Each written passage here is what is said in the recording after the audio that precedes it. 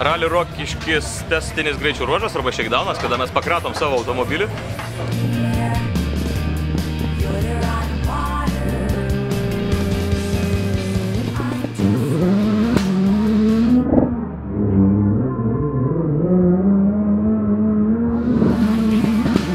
Turėjome vieną įvykį, tai kabinome šalia kelio esantį akmenį.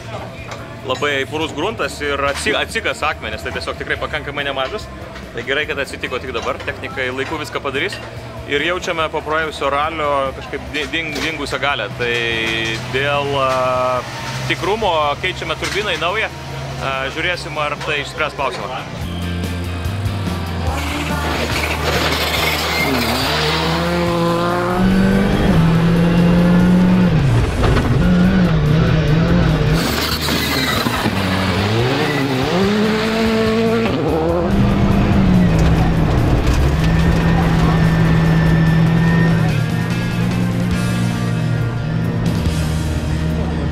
Vorobjovo ir Vanago buvo 15 sekundžių.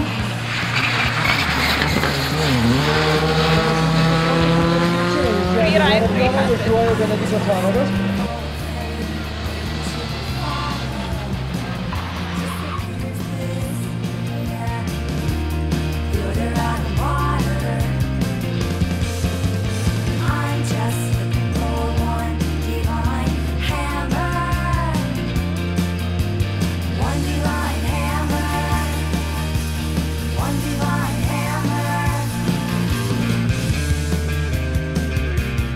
Pirma Samsonas Rally Rokiškis diena pabaigta. Labai greitas ralis, dalis vietų tikrai labai slidžios, yra vietų, kur labai siaura ir tikrai gana sudėtinga vairuoti. Dienos pabaiga, treti absoliučiai, išlošėm paskutinį greičio ruožą. Iš tiesų šiek tiek nepataikėm su padangom, pasirinkom minkštą mišinį ir pagal taisyklės visus keturis greičio ruožus turėjom važiuoti. Su jom tai buvo ganėtinai slidu, bet laukiam šeštadienio.